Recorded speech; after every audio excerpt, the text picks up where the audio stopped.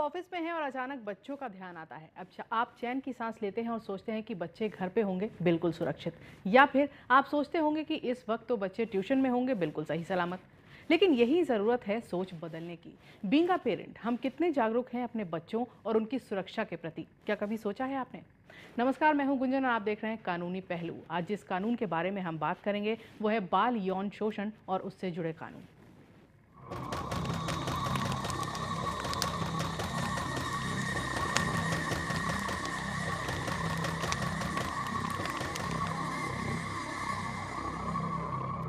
तो मुद्दा बेहद गंभीर है और इस पर आपकी तवज्जो भी जरूरी। जी हां, आज हम बात कर रहे हैं बाल यौन शोषण और उससे जुड़े कानून पर। अगर आपकी कोई राय है या फिर कोई सवाल तो बेझिझक स्क्रीन पर फ्लैश हो रहे नंबर पर कॉल करें।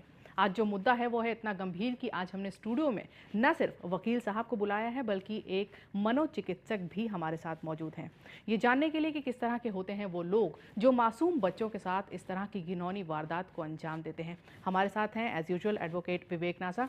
विवेक सर, वेलकम। Thank you. और मेरे एक्सट्रीम लेफ्ट में जो बैठी हैं वो हैं डॉक्टर ज्योति कपूर, ये मनोचिकित्सक हैं पारस हॉस्पिटल से। Welcome ma'am. तो हम बातचीत को आगे बढ़ाएंगे, लेकिन उससे पहले आपको एक रिपोर्ट दिखाते हैं। बाल शोषण आज हमारे लिए कोई अनजान शब्द नहीं है, बल्कि एक आधुनिक समाज का एक विकृत और खौफनाक सच बन चुका है।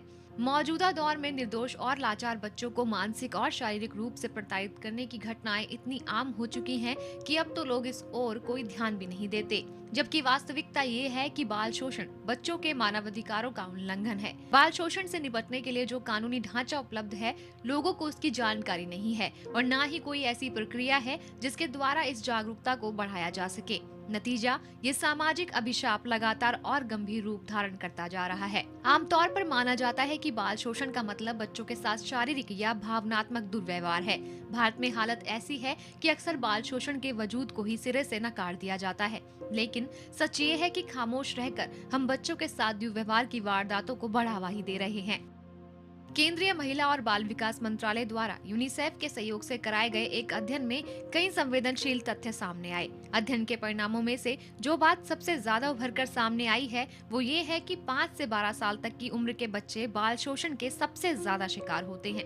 हैरत की बात ये है कि हर 3 में से 2 बच्चे कभी न कभी शोषण का शिकार रहे हैं। अध्ययन के दौरान लगभग 53.22% बच्चों ने किसी न किसी तरह के शारीरिक शोषण की बात स्वीकारी, तो 21.90% बच्चों को भयंकर शारीरिक उत्पीड़न का शिकार होना पड़ा। इतना ही नहीं, करीब 50.76% बच्चों ने एक या दूसरे तरह की शारीरिक प्रताड़ना की बात कबूली। देश में बाल शोषण की घटनाओं को ऐसे अंजाम दिया जाता है कि दोषी के साथ साथ पीड़ित बच्चे भी खुलकर सामने नहीं आते। पीड़ित बच्चे शर्मिंदगी के चलते कुछ भी बोलना नहीं चाहते। इसके पीछे भी हमारी सामाजिक बनावट और मानसिकता काफी हद तक जिम्मेदार है। हम भी ऐसे बच्चों को कुछ अलग नजर से देखने लगते हैं। पारंपरिक रूप से भारत में बच्चों के लालन पालन और उनकी सुरक्षा की जिम्मेदारी परिवार और सगे संबंधियों की होती है। देश के संविधान में बच्चों के लिए कई तरह के मौलिक अधिकारों का प्रावधान किया गया है, लेकिन इन अधिकारों को व्यवहार में लागू करने के मामले में जरूरत के अनुसार अहमियत नहीं दी जाती। इसके बावजूद बाल शोषण जैसी गंभीर सामाजिक समस्या को देश में अक्सर दरकिनार कर दिया जाता है। शर्म की बात यह है कि संगीन अपराध की श्रेणी में आने वाले इस कृत्य के वजूद से ही हम इनकार कर देते हैं, जबकि सच्चाई ये है कि समस्या की गंभीरता के नजरिए से इसके लिए राष्ट्रीय स्तर पर पहल करने की जरूरत है। देश में बाल शोषण के खिलाफ बनाए गए कानूनों की भरमार है, लेकिन इसमें कई गंभीर खामियां भी हैं। आज जरूरत इस बात की है कि सरकार, समाज और आम नागरिक मिलकर बच्चों के अधिकारों के महत्व को समझे और इसे पूरा करने के लिए मिलकर कदम उठाएं। जी, तो आज जिस विषय पर हम बात कर रहे हैं वो है बाल यौन शोषण और उससे जुड़े कानून पर। जैसा कि मैंने बताया, हमारे साथ वकील साहब तो हैं ही, साथ में मनोचिकित्सक भी हैं हमारे साथ। अगर आपके किसी भी प्रकार के कोई सवाल हो, बेझिझक आप कॉल करिए और पूछिए। फोन लाइन फ्लैश हो रही है। सबसे पहला सवाल विवेक सर आपसे, हमेशा की तरह, बाल यौन शोषण हमारी सोसाइटी में बहुत ज़्यादा प्रेवलेंट है, लोग खुलकर सामने नहीं आते, या ये कह लीजिए कि मैं समझती हूँ आंकड़ा ये कहता है कि 80% लोगों को इस कानून के बारे में कुछ पता ही नहीं है। तो मुझे ये बताइए कि किस तरह का कानून है बाल यौन शोषण के खिलाफ? जी, भारत में 2012 में पॉक्सो एक्ट जो है, prevention of children from sexual offences act पास किया गया था और ये इम्प्लीमेंटेड है 14 नवंबर 2012 से। ये बहुत ही सख्त कानून है।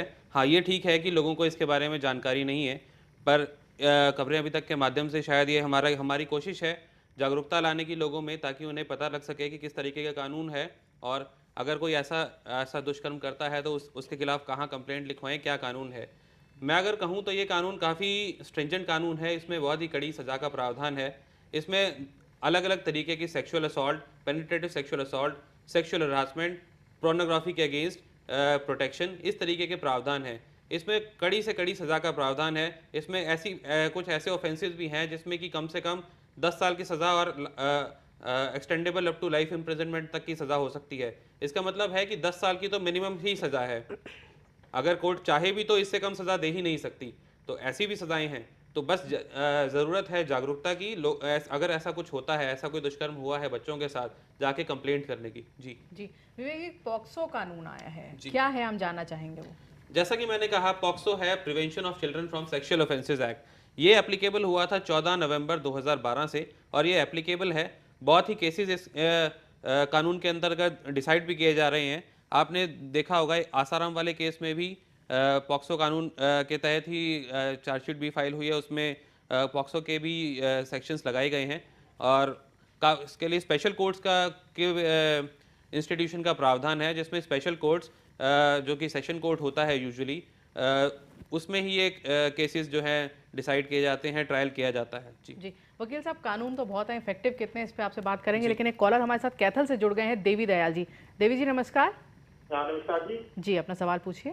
सर मैं ये पूछना चाहता हूँ कि मेरी शादी हुई थी, उसमें ना एक जो लड़की आई है उसके पास लड़का है सर जी। और तो वो लड़का मेरे पास वैसे रहना नहीं चाहता और न ही मैंने गोद लिया है, तो उसका हमारा यानी हक क्या होगा संपत्ति वगैरह पे? और देवी बच्चे का? दयाल जी हम आपसे अनुरोध करेंगे कि एक बार आप टॉपिक जरूर देखा करिए कि किस विषय पर हम बात कर रहे हैं। आज हम बाल यौन शोषण और उससे जुड़े कानून पर बात कर रहे हैं। आप बिल्कुल मुद्दे से भटके हुए हैं। जो सवाल आपने किया है, कभी फ्यूचर में अगर हम ये टॉपिक लेंगे तो आप जरूर सवाल करिएगा। सर हम बात कर रहे थे पॉक्सो कानून की और जी। कितना इफेक्टिव है। बाल यौन शोषण एक बीमारी है, जी। मैं कहूँ तो आपसे भी मैम बात करेंगे इस विषय में, लेकिन अगर पॉक्सो कानून या पॉक्सो कानून की मैं बात करूं, कितना इफेक्टिव है ये, कितने लोग जानते हैं इसके बारे में? अभी प्रॉब्लम यही है कि ज़्यादातर लोग जानते नहीं है, जागरूकता नहीं है, क्योंकि अभी नया कानून है, 14 नवंबर 2012 से ही एप्लीकेबल हुआ है। बहुत ज़्यादा लोग जानते नहीं है। हाँ, अगर इस तरीके का कोई दुष्कर्म करता है बच्चे के साथ, तो ज़रूरत है कि पुलिस स्टेशन में जाएं, कंप्लेंट लिखवाएं। पुलिस ऑफिसर के ऊपर भी दायित्व है कि वो इस तरीके की कंप्लेंट्स को रिफ्यूज़ नहीं कर सकता। अगर कोई पुलिस वाला इस तरीके की कंप्लेंट लिखने से मना करता है, तो उसके खिलाफ भी 6 महीने की सज़ा का प्रावधान है। आजकल तो इवन ज़ीरो एफआईआर का भी प्रोविज़न है। अगर एक पुलिस स्टेशन जहाँ पे ऑफेंस कमिट हुआ था, वो अगर एफआईआर लिखने से मना करता है, तो दूसरी जगह भी जहाँ बच्चा रहता है या किसी और जगह पे भी एफआईआर लिखवाई जा सकती है। दिल्ली में तो ये बहुत प्रचलन है कि ज़ीरो एफआईआर हो जाती हैं। और ज़्यादातर केसेस जिसमें ज़ीरो एफआईआर हुई है, ज़्यादातर दिल्ली के केस हैं, बट धीरे धीरे और जगहों पे भी ज़ीरो एफआईआर का प्रचलन चलता जा रहा है। डॉक्टर साहब आपसे अब ये बात करना चाहेंगे कि ये बताइए कि जो लोग इस तरह के कार्य को अंजाम देते हैं, जो चाइल्ड अब्यूज़ करते हैं, सेक्सुअली अब्यूज़, किस तरह की मेंटालिटी, किस तरह की मानसिकता होती है उनकी?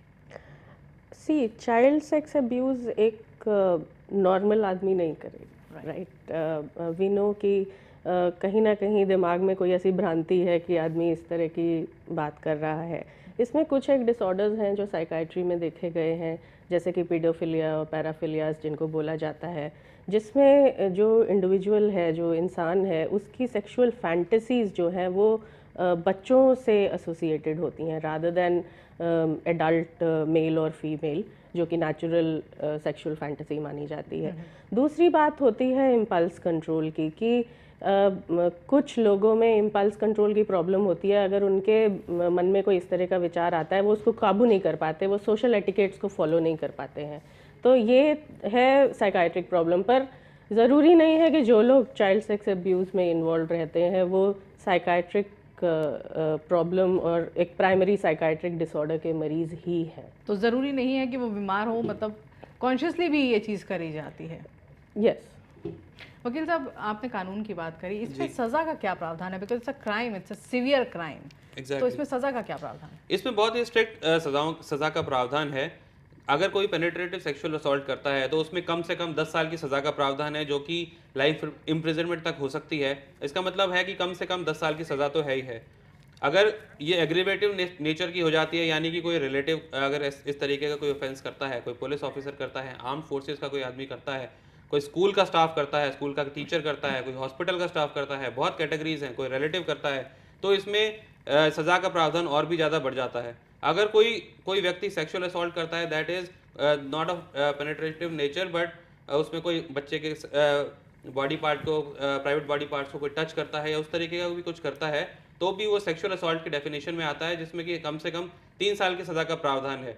और अगर ऐसा कोई सेक्सुअल असॉल्ट अगर उसका कोई रिलेटिव करता है, स्कूल में कोई पियोन करता है, कोई टीचर करता है, कोई डॉक्टर करता है, या कोई मेडिकल इंस्टीट्यूशन का कोई स्टाफ मेंबर ऐसा करता है, कोई पुलिस वाला करता है, इस तरीके में भी सज़ा बढ़ जाती है और कम से कम सज़ा 5 साल की हो जाती है।